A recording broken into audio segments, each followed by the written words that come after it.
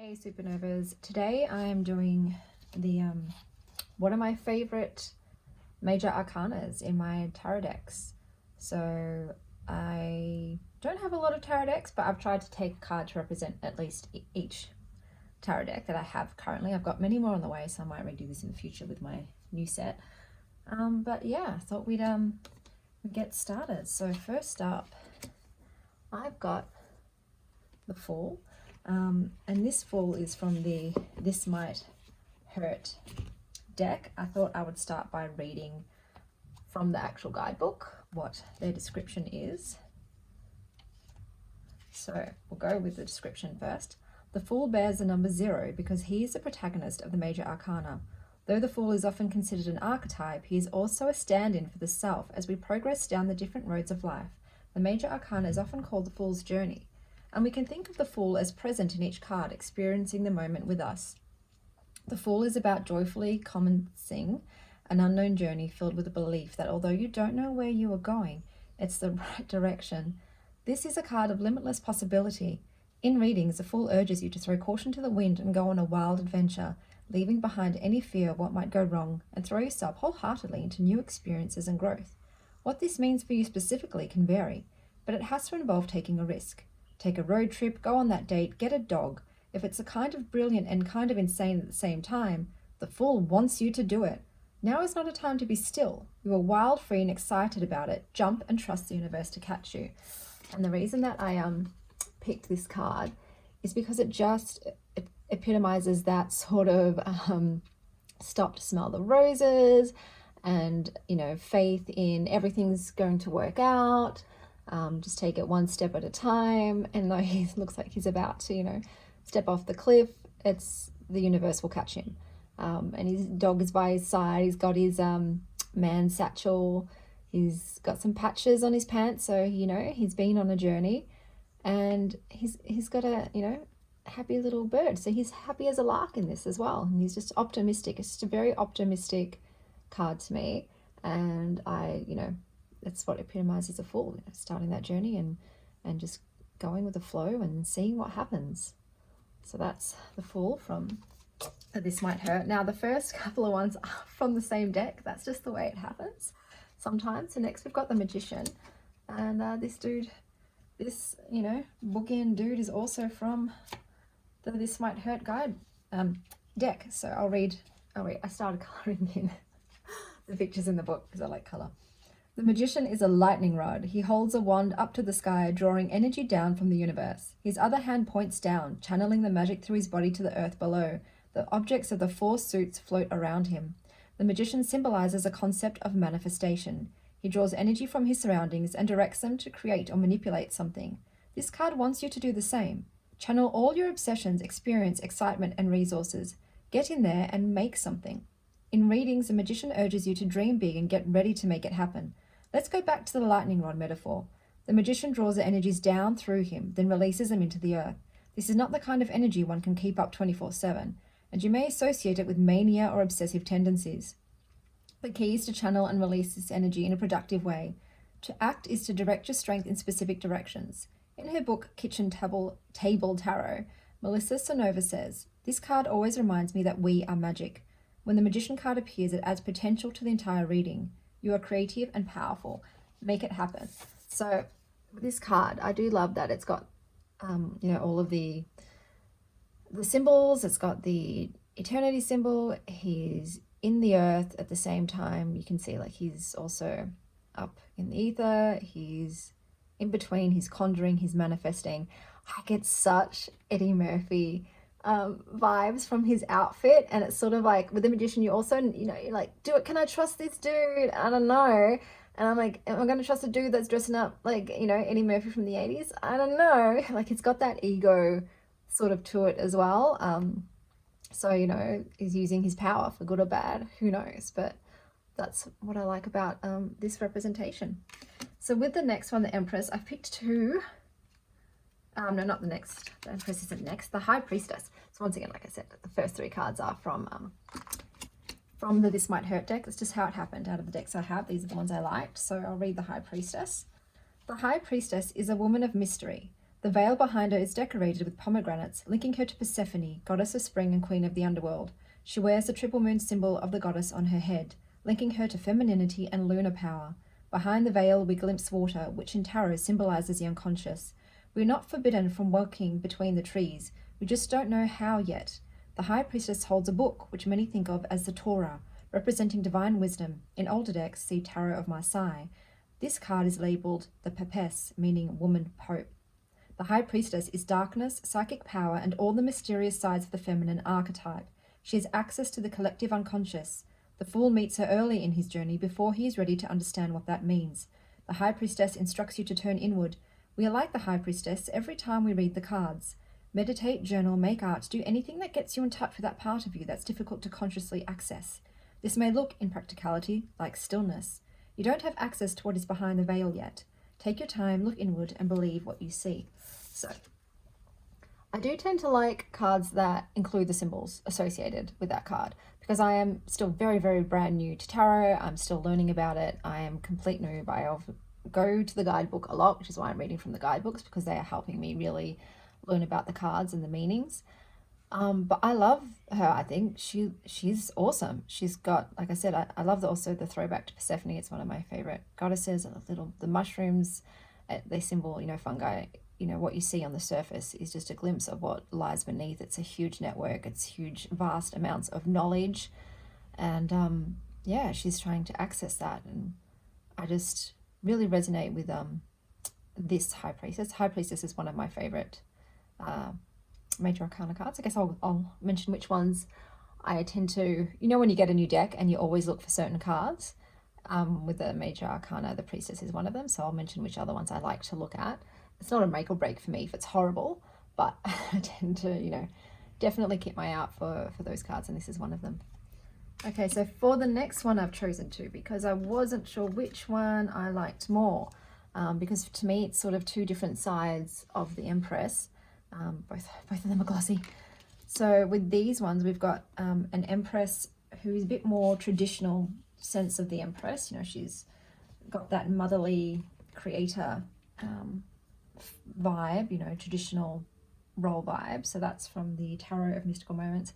And then we've got the other Empress, which is a bit more like bad bitch vibes, one with the universe and the earth sort of thing. And that one is from the Dream Keepers Tarot. So first I'll read the entry for the Tarot of Mystical Moments.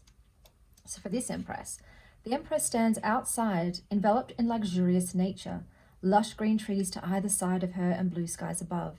In this scene of abundance, everything about her shows deep connections to nature. She is an archetypal Earth Mother.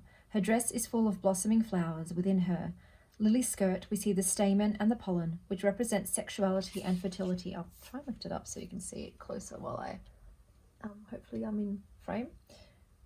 Which represent sexuality and fertility. The pregnant Empress tenderly cradles her unborn baby under her dress. She holds a crown in her hands, ready to place upon the baby's head as a gesture of protective love. Upright meanings are maternal instincts, connection with nature, abundance, fertility, and Earth Mother. Reverse meanings are detachment, materialistic, sterile, smothering tendencies. So I picked two because I sometimes feel different Empress vibes depending on my mood. Some days I've got this Earth Mother vibe, full of fertility and motherhood and grounding and that sort of, earthly abundance. And then some days I feel more like this lady right here. So I will read hers now from the Dream Keepers book. Have I got that? Yeah, hopefully that's all right. Earth Mother, sensuality expressed, relationships maintained, bounty enjoyed, all living creatures thrive in her presence. Draped in boundless skies and taking center stage in a forest glen, the Empress radiates an assured, blissful presence in the dark evening light. All 12 signs of the zodiac are drawn in by the 12 stars on her crown, emblematic of her connection with both the celestial realm and the solar calendar year. With one foot squarely on the ground, she is rooted in a state of harmony and balance, her very presence bridging the realms of sky and earth. The lavish garlands of fruit, flowers, and nourishment adorning her are symbolic of the earth's lush riches, offered to us with love. Dipping one foot into a refreshing pool of water, she closes her eyes, breathes in, and allows her senses their full range of expression.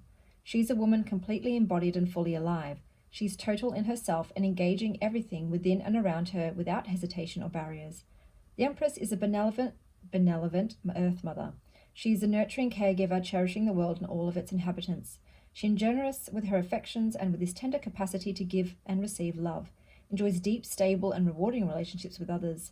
By her example, she teaches us to enjoy and experience all that is available to us, easily receiving it, thoroughly feeling it, lavishing in it, and sharing the excess with love. She teaches us that the remedy of scarcity is not abundance. It is in having enough. And oh, what ecstasy of enough the Empress brings with her. She is here to remind us of the bliss that is available when we pause to recognize our personal bounty, the acceptance of what is available right now, in this moment. Many of us feel a significant lack in our lives, whether it be in the physical realm or our eternal world. If this is the case, the Empress may appear to you with a warm, enveloping declaration that you have enough. You are enough. You may see only faults and shortcomings, but she is here to tell you there is nothing wrong with you. How would it feel to cease your striving for perfection, if even for a moment, and instead breathe in the relief of knowing and feeling that you are enough just as you are, that you have enough right now? How would that bring you alive? How would you move differently in the world? And the divinatory message is when the Empress appears in a reading, she brings messages of abundance in love, pleasure, growth, prosperity, and fertility in all things. In order to receive this bounty, we must fully inhabit ourselves by allowing her example, opening our senses to the world, reconnecting to the earth, and reconnecting with our body. She reminds us to count our blessings and relish as she does in the ecstasy of knowing that you are enough. She urges us to share the excess as she shares, freely nourishing everything in creation. The Empress can also speak of literal fertility in birth or metaphorical versions of both. So open yourself to the life force that abounds and flows through all you do.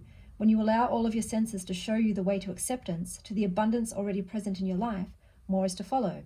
And the keywords they've used are femininity, abundance, nature, nurture, beauty, motherhood, prosperity, and reversed infertility, disconnected from the senses, and codependence. I love this guidebook, just a shout out to the Dream Keeper's Tarot. I'm a big sucker for great written guidebooks. So yeah, so some days I feel more like the, grounded earth, typical mother tending to others and nurturing, and sometimes I feel like the celestial mother connected to both, the heavens and the earth, and loving oneself and teaching others, to relish in the pleasures of the world that we have here. So these are my two favorites for the Empress. The Empress is also another card that I look out for because as a woman I resonate with it. Okay, next up we got the Emperor. Oh no, I'll hold it while I'm reading the book. That's what I'm doing. So so this one is from the Lucid Dreams Beginners Tarot with keywords. I'll just read from the book while I hold this real Emperor looking dude up. The Emperor is a stoic ruler representative of divine masculine energies. He holds power, authority, and complete order for the benefit of his people. He is king of all kings. He is a symbol of the masculine principle, the paternal figure in life that gives structure, creates rules and systems, and imparts knowledge. Aries is the zodiac, element is fire, and numerology is 4. Upright, traditional relationships, unexpressed emotions, creating processes, discipline, mentor and career, finance, structure. So this one has different meanings for different areas. So I'm not going to read them all because it's not really what I'm doing right now. I'll just check if there's anything else pertinent. No. So for me, like I said, this beginner's deck is very helpful too because I'm learning the associations with the elements and the zodiacs and planets and numbers and all of that. But this guy, really represents, when I think Emperor, I think this, because we don't really have emperors anymore, so the contemporary ones don't really work for me. Like, I don't want to see some dude on Wall Street or politician or anything like that.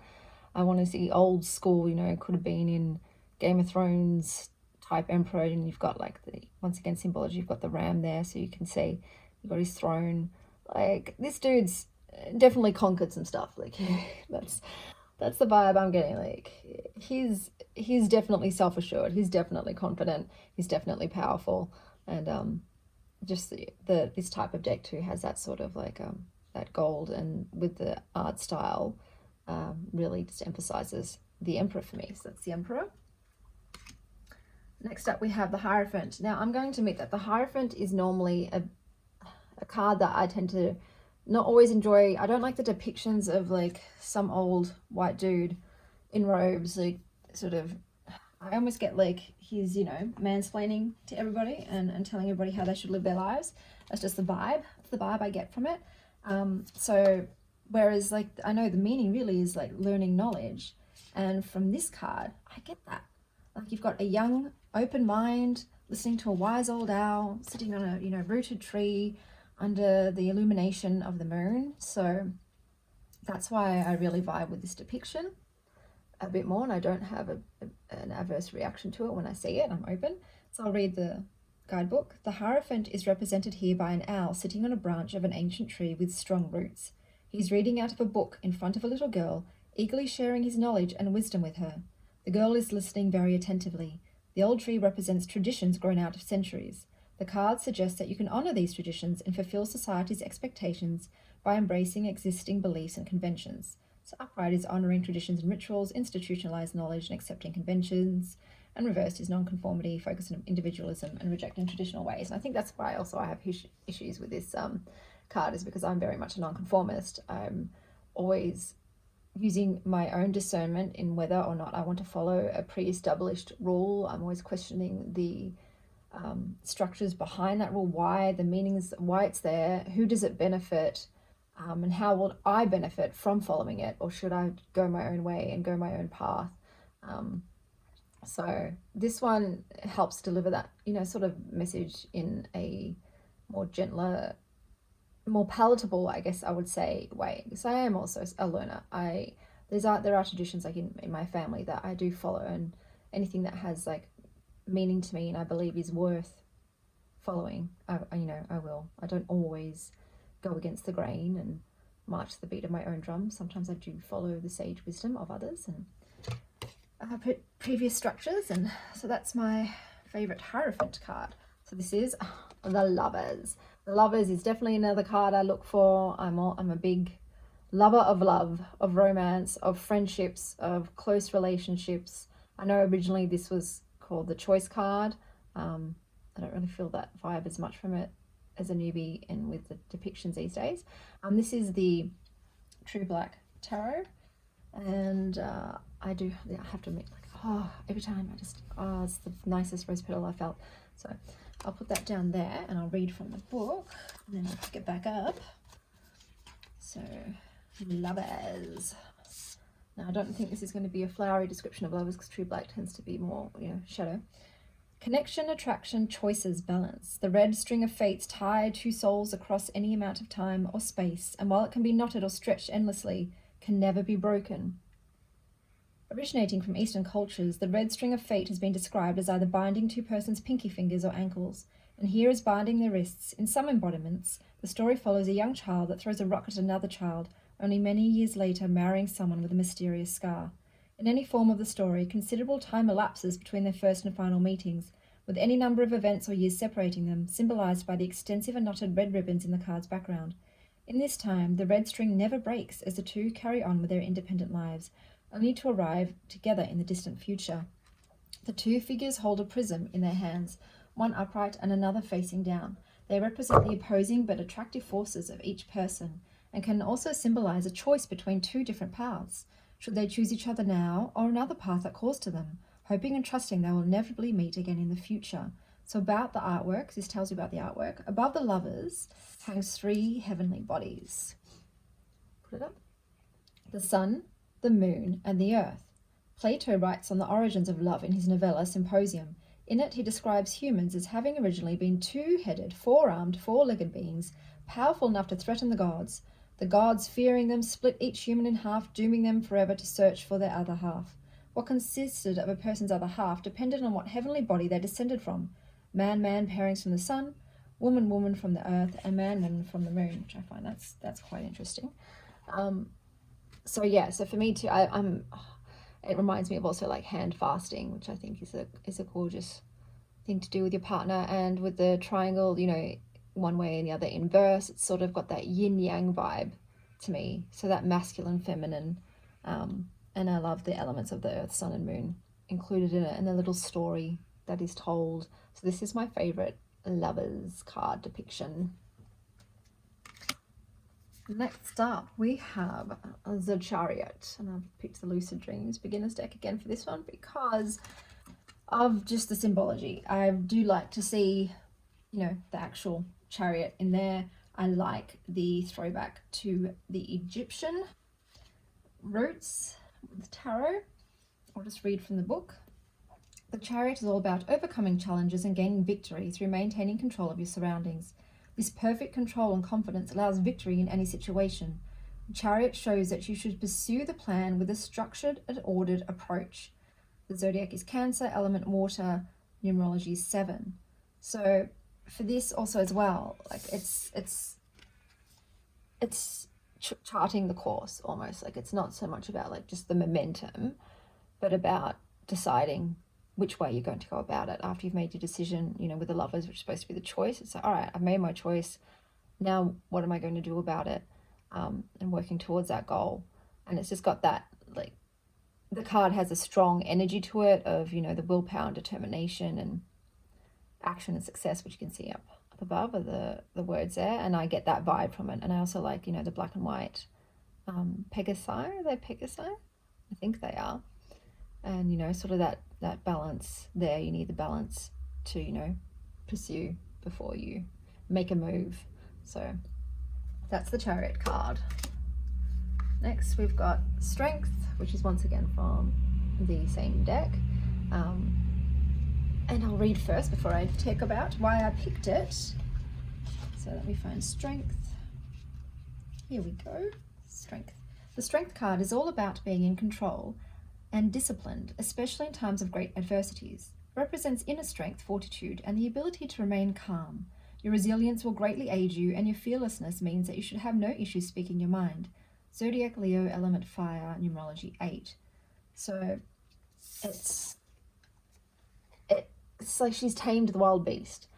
So she's used her gentleness though to do it.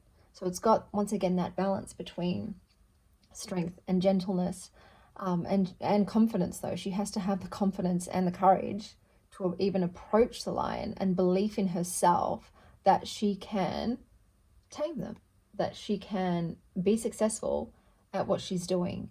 And like I said, she's still using compassion and, you know, that soft touch to do it. It's not all about brute strength, but this card symbolizes both, that, you know, once again, the balance in between. And with the sun in the background, there's an optimism there, that I can do it. I can do hard things. And I just love the kitty. Look at the kitty. Like, oh, isn't he looking happy with that neck scratch? I love it. And then I love, you know, the billowy flowiness and very feminineness, I guess, you know, archetype of the woman who's tamed the beast, you know, a Belle and the Beast situation. So that was my favorite Strength card.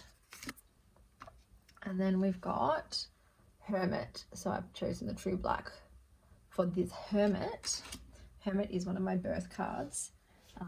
It's also like something I tend to label myself all the time. I try not to use labels, you know. Defining yourself removes the ability for change. But that's the way as a human, I like to find labels that I think, yeah, that sort of hints at a part of myself. So Hermit, searching, reflection, solitude, and mentoring. The Hermit is caught mid-turn as he comes to set his gaze upon his visitor. Why have we come to find him, wandering through the dark and the wild? He was willingly set himself apart from the world, seeking knowledge and truths that are more apparent when removed from civilization than when obscured by it. Gathering all he knows, he's also one who would teach it given the proper audience. His robes are simple and torn, a marked departure from concerns of the physical realm, though close to his heart is a glowing pendant, a symbol of the value of things that are within us rather than without. A starburst frames his figure, and a window of faint twinkling lights opens up behind him. The Hermit finds an abundance of knowledge that we have overlooked, a world hidden in plain sight. So about the artwork. Behind the Hermit is an expanse of sky and stars centered around a cluster of stars, a stand-in for the Nebra sky disk. They can't actually draw the exact sky disk because it's been trademarked. The Nebra sky disk is a bronze disk about 12 inches in diameter, found in what is now modern-day Germany and dated to 1600 BCE. It contains icons of the sun, crescent moon, and a star cluster likely to be the Pleiades. The disk is thought to be an instrument of both astronomical and religious significance, and is the earliest known concrete depiction of cosmic phenomena, specifically solstices. Independent of these cosmic phenomena, the earliest known description of the stars has been traced to 30,000 BCE, also in Germany.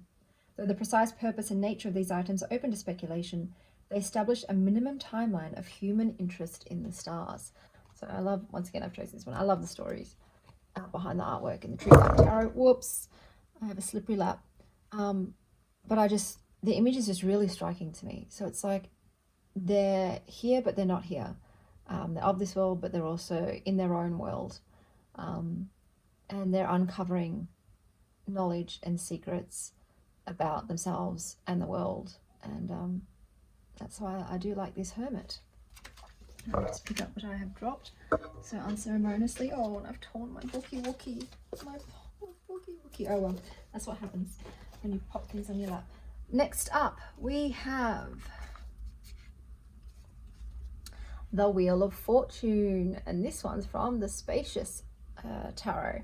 So I'll just read from that. Wheel of Fortune. Here we go. Turning point, change, and fate. The Wheel of Fortune shows you how to roll with the shifting dynamics of the universe. The branches depict the seasons, one example of the cycles you exist within. They say the only thing that is constant in life is change. When you resist this truth, you are at odds with life. You are not required to like change, but you are required to accept it. Sometimes you have the ability to influence the turning of the wheel. Free will allows you to influence the course of fate, but some turning points have a bigger scope than human understanding can fathom. Know that even when things seem chaotic on a micro level, there is a rhythm at work on the macro level. What meaning does this hold for you at this time? You get to decide.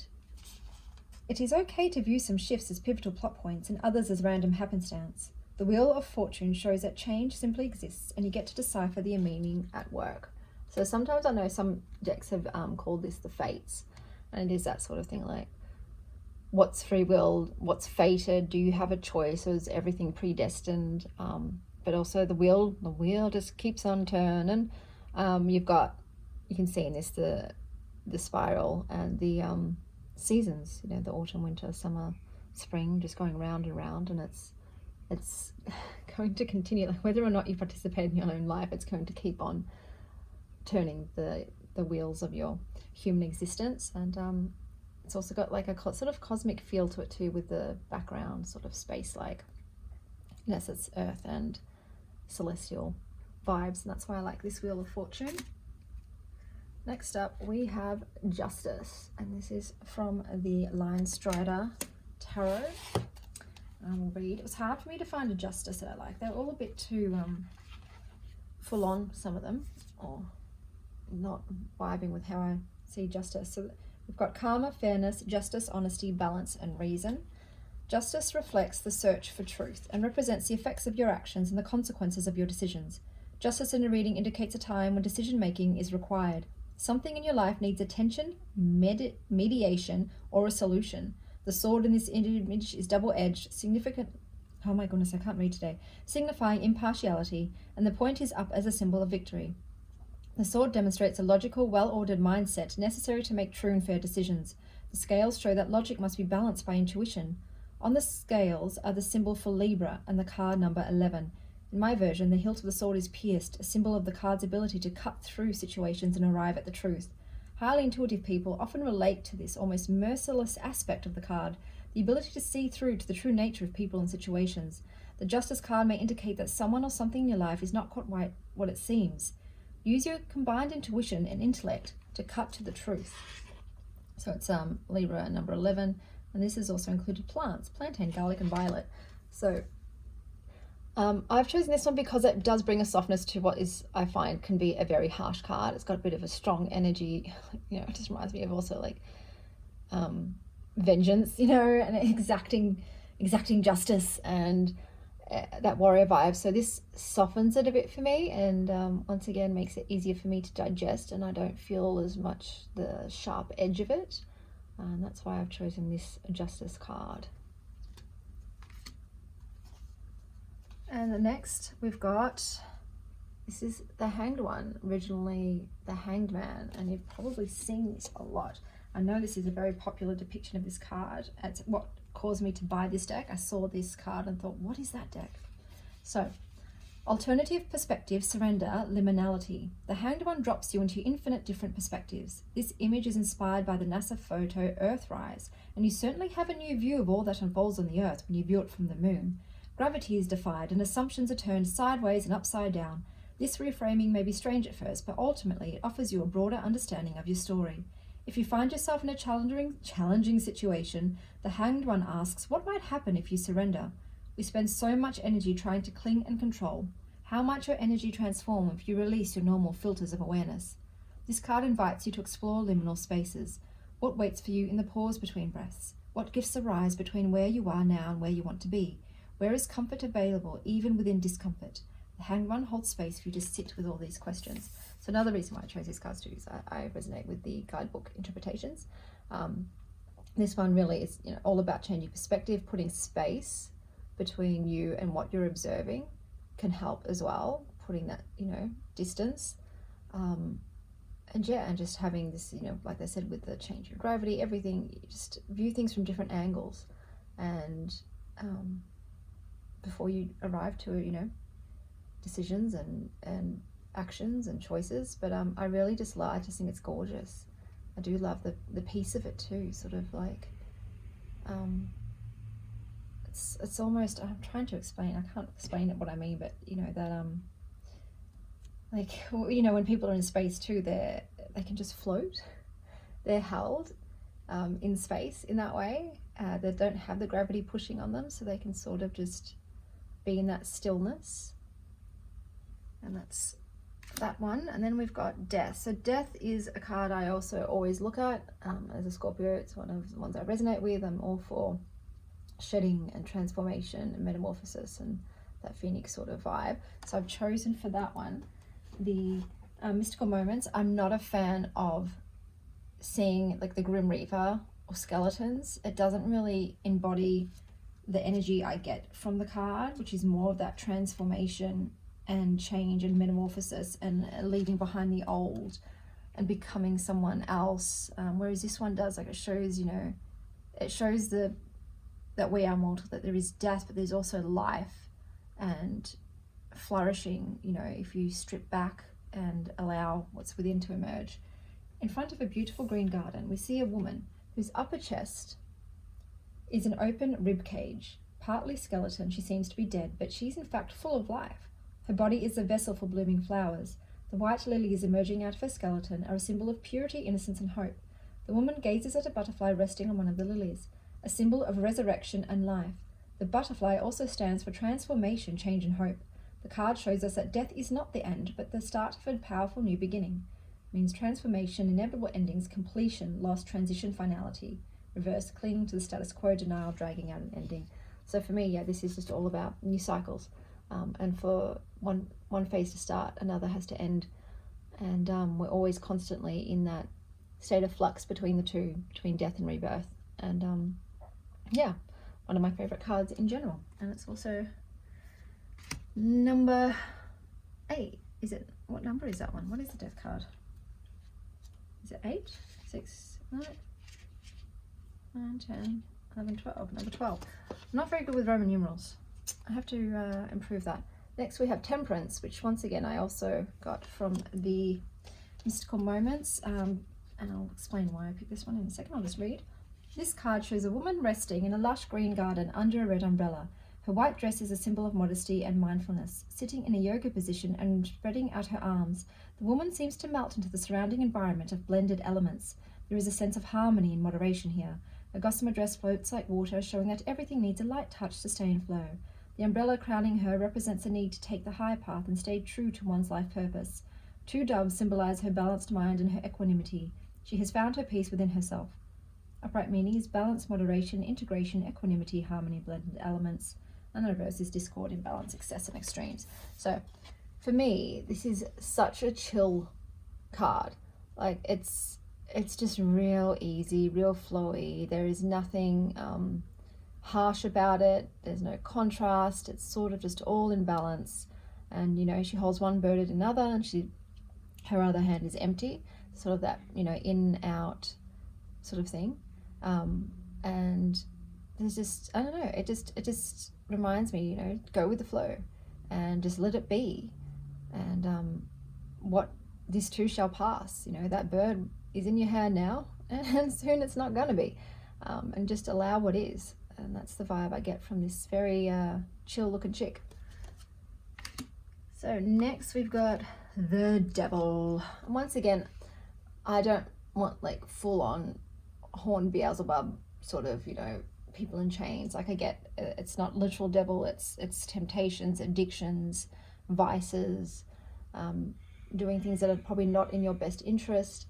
For me, so I've gone for the typical, you know, depiction, it's all the biblical depiction of the devil, you know, whispering into your ear all the naughty things you should do and try, and tempting you with that pomegranate, you know, as Hades tempted Persephone. So I'll just read from the Devil. All right, and I'll lift it back up again because I've got my page. Conscious bondage, dwelling in the grip of the material world and enthralled by the lure of the senses, Hades appears in the entrance, oh it is Hades, to his realm, luring Persephone to his side as queen of the underworld. In the stories that have been handed down, Hades is portrayed as an abductor tempting Persephone to his realm with promises of love and glory. She has no choice, either she accepts his offer as taken against her will. While in his realm, she eats a few seeds of the pomegranate, and thus her true descent truly begins. Home in the underworld is established, Hades' seduction is complete, and Persephone's identity altered. Before I read on, like, Hades and Persephone is one of my favourite books. I don't really see Hades as the bad guy. In terms of Greek mythology, he was definitely one of the better dudes, let me tell you that. And Persephone was sort of, you know, living a bit of a humdrum life, and he's offered her adventure. He's offered her the ability to tap into her darker side too, not just to be the good girl for mummy. And they have a really good, in the Greek mythology anyway, pantheon, they actually have a great marriage for that world. So anyway, we best know this classic myth from the perspective of Persephone's aggrieved mother Demeter. But what of Persephone's story? Was she truly a guileless victim? Okay, they're doing it. They're going on my spiel. Or was it her choice to follow Hades? Or perhaps it was her inescapable fate to reign in the underworld as queen. Could we consider that she desired her own descent, that it was her decision and she was a willing participant, not a victim? Arguably, one of the most misunderstood and notorious cards, the devil is a source of fascination, fear, allure, and notoriety. He's not an embodiment of evil so much as a reflection of an aspect of ourselves.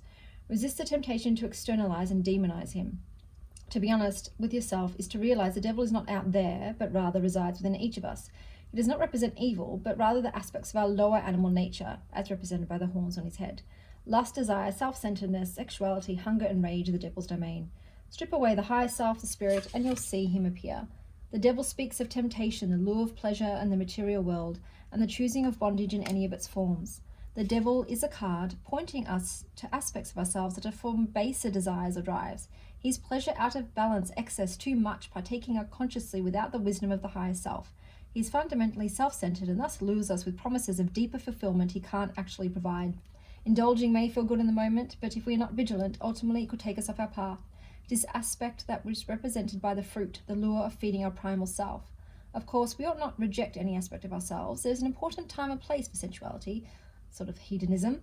In its proper place, it's one of the joys of being embodied. Whatever our interaction with him, direct encounters with the devil rarely leave us unaltered.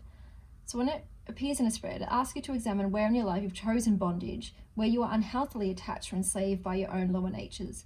Consider the story of Persephone and her potential motives and submission as you ponder how this plays into your life. Have you made a choice to be powerless in the face of your addictions? Have you chosen your bondage, or has it chosen you? Consider this carefully, for however sweet the temptation, you have nothing to gain by remaining powerless. So that is my favorite representation of the devil and tarot. And next we've got the Tower. And every time I see this, I laugh because a little mousey is setting fire to the cat tarot. And this is from the Cute Cat Tarot. Literally, I burst out laughing when I first saw this. I'm like, oh, mousey, you're burning that down. Burning down the tower of your oppressors, my man. So I'll read from the book.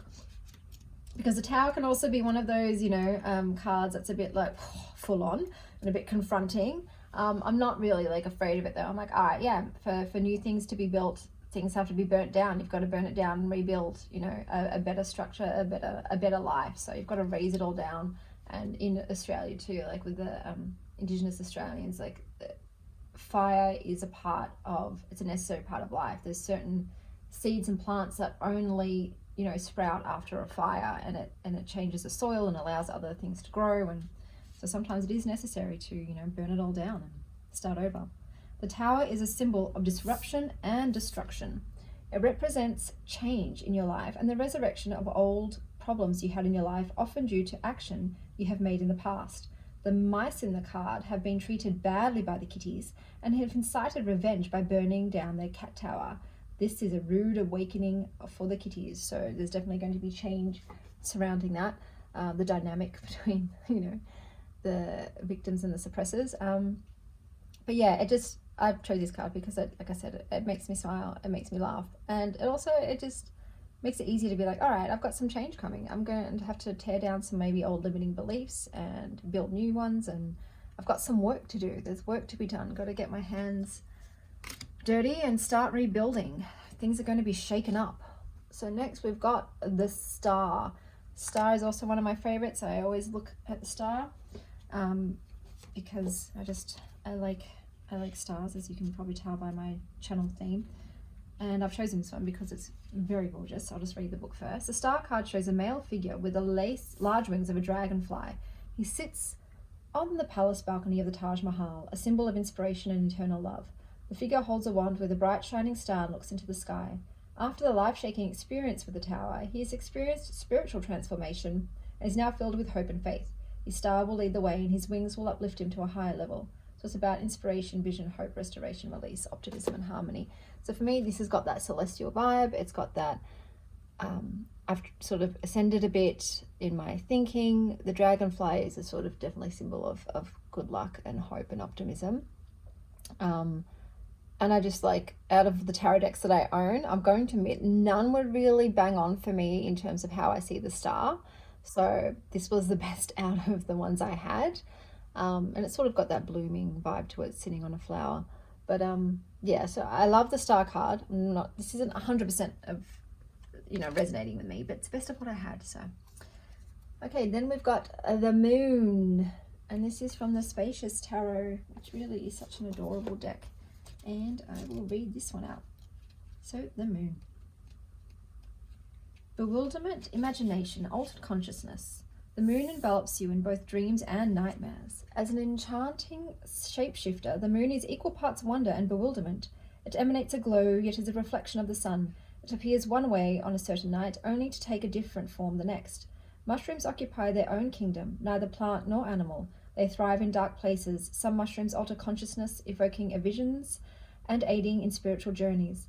Other mushrooms can be lethal, such as the way of the moon. The energy here can be anxious and scary, but can also offer great insights and curious journeys. Things are not always what they seem in this realm.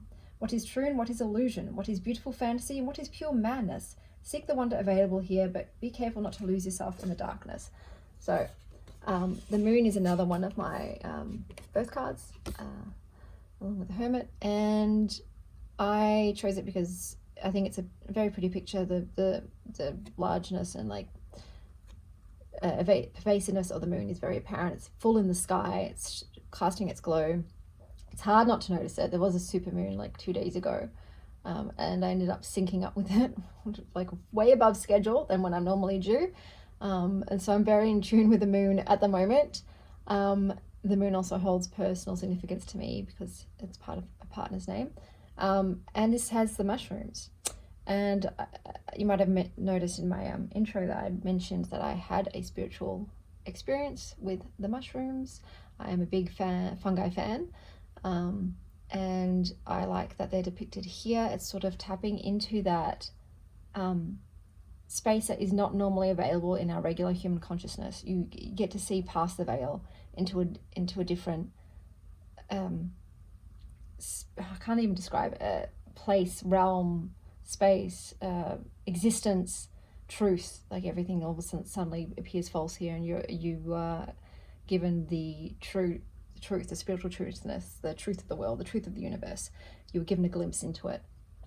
And so yeah, that's why I like this depiction of the moon. And then we've got the Sun, which is also from the Spacious Tarot. Sun is another card that I always look for. I love the sun. I love solar magic and all of that.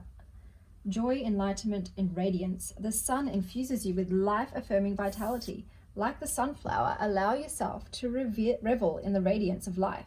And like the sun itself, be the dazzling force of nature that you are. How might you open more fully to the light surrounding you at this time?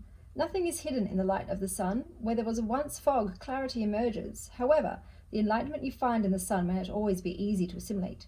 Truths can be glaring in the unforgiving light of day. Epiphanies abound, but they might be dazzling at first glance. The sun is a reminder that life energy is infinite and boundless. No matter how cold and dark the nights, the warm sun rises again. Serve the light in whatever ways you can by telling the truth, honoring yourself, and emanating your own warmth.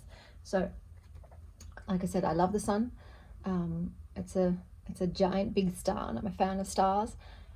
I love the warmth. I love the depiction you've got. I can just feel myself here, sitting in a meadow, basking in the sunlight, looking at these glorious sunflowers, which I adore. I plant them in my garden. They keep getting eaten while they're still too little, but some of them did make it through. And boy, oh boy, do they stand proud and tall and glorious and commanding. And I think anybody, you can't not look at tall sunflowers and not feel a bit happier and not feel a bit more joy and optimism just by looking at them. Whenever I see them in anyone's garden, you notice them straight away, and they just look like such happy fellows. So this is my favorite sun card, also because it really ties in with the earth and it's not so far removed. And then we've got Judgment. This is from This Might Hurt Tarot, so I'll read it first. Judgment. This is the card for which I deviated the most from the Rider-Waite-Smith imagery, which I'm glad, which depicts the rapture complete with an angel blowing a trumpet to beckon all good Christians out of their graves and into heaven, which I'm not a fan of. Instead, I chose to draw Anubis, the jackal-headed Egyptian god of the dead. The ancient Egyptian understanding of divine judgment involved reciting the negative confessions, a list of 42 sins a soul had not committed. After this, Anubis would weigh the heart of the recently deceased against the feather of truth. If the heart was lighter than the feather, the soul would ascend to the afterlife. If the heart was heavier, the heart and soul would be devoured and destroyed. Yikes. But we are not dead yet. Thus, the reckoning is not external. The Judgment card is an invitation to look objectively back on your life and your choices. Who have you been and who do you want to be? Judgment is a big deal card. It is an opportunity to learn from your past, to answer a calling, to intentionally become something new. Maybe you like what you see and don't wish to change. This is also okay, as long as it is a decision, not stagnation. You're both Anubis and the heart. You judge yourself. Who do you want to be? So I like the description, and I like the departure from the real Christian depiction with, judgment, the day of reckoning. I'm not into that. I don't want a lot of fear in my cards. With Anubis, I like that you're having to take a look at your life and look at the balance and what have you done and what do you think you should be doing, and have you made the right choices, and should you change the choices that you have, that you're making, and be someone different. It's like I said, you are your own judge, and it's got the element of the balance in there. And I like I said, this depiction, it's got this, the soul's ascending as well. And there is that like ascension sort of quality to it. You can improve yourself and become better and, maybe ascend to that 45 day through different choices that you're going to make. And it's got the scarab on there too, which is, that sort of symbol of also magic and positive vibes to me, that, you can always change your life. It's you can choose to no longer be who you were. It's all a matter of your own discernment. And yeah, nothing is set, in terms of, well, you could say some things are set in stone, fated, so to be, but I still believe there's a large part of human will in that. And you choose, are you going to be more of a light in this world or not? And that's my favorite Judgment card. And then we've got the World. I love the vibrancy of this card. This is the card that got me to buy the Herb Crafter's Tarot. I just adored it. You've got just all these different elements. You've got all the colors of the chakras. You've got the butterfly of transformation. There's the earth element in there, and I just like it a lot. You've got the cyclical nature of completion. I'm going to read through as a book. So this is Pachamama. I also love who they chose as the depiction for this card. Weave a rainbow that makes the world whole. Share your sacred work. Love wins. An elaborate altar lies on the grass. In the center is a hand-woven basket filled with a colorful rainbow mandala made of flowers: red poppy, Californian poppy, dandelion, motherwort, borage, alfalfa, red clover, and yarrow. 4 sets of stone mark the cardinal directions. The herbs from the aces anchor the corners, joined by objects representing each of the elements: feathers for air, shells for water, candle for fire, crystals for earth. A monarch butterfly lands on the basket. Fulfillment and satisfaction come after great achievement. You have accomplished so much. The garden is lush and thriving. Life is in full bloom. Pachamama, who is a world mother, is a sovereign deity of Inca mythology who represents all that is whole, beloved, and complete. Like you, she is a being of great power who has the ability to create life through joy and pain. The lessons you have integrated on your journey may present themselves as if new, but honor them as the herbs of the aces are honored, as old friends who come bringing new gifts. As a new monarch butterfly returns, completing the journey of migration, the cycle of life goes on. So that is my favorite depiction of the world. And now we're going to the bonus cards. So we have got a Nunt, which is from the True Black Tarot, because I thought, why not include these? I love it when there's extra cards that the creators make for their decks. I feel like it really personalizes it. So for this card, which is just so pretty, there's endless, infinite, exempt, cyclical. A Nunt refers to the never-ending, eternal, and exempt. While all other temporal beings enter existence, grow, and then die, a Nunt exists outside of these constraints and rules. It has been and always will be a core concept shared by other world religions. Laying in the center of this card is a fetus, the intermediary between the ending and beginning of the major arcana, representing the cyclical nature of eternity. Around it coils a snake known in Sanskrit texts as a Nunt Shesha, usually depicted with 5, 7, or 1,000 heads. Shesha, a term used to identify the remainder in mathematics, is that which exists when all else ceases. In Hinduism, Shesha was given the task of supporting the world atop itself, which he does until this day. It's like the world snake. When the end of the universe draws near, a Nunt will manifest 11 Rudras, or storm gods, to bring about the end of the universe, so a new one must take its place. Additional artwork. The background is speckled with an endless field of stars, with the exception of the space occupied by the fetus in Shesha. This empty field is Barnard 68, a dark nebula or molecular cloud near the constellation Ophiuchus. I don't know how to pronounce that one. Though Barnard 68 appears to the naked eye as a black void, it is dark only due to the concentration of cosmic dust, the material that will eventually coalesce into stars. This dust is so thick that it obscures visible light attempting to penetrate the cloud, though infrared photography reveals about 1,000 stars being blocked by the nebula. Barnard 68 is thought to be nearing gravitational collapse, a process which will culminate in a new star within 200,000 years.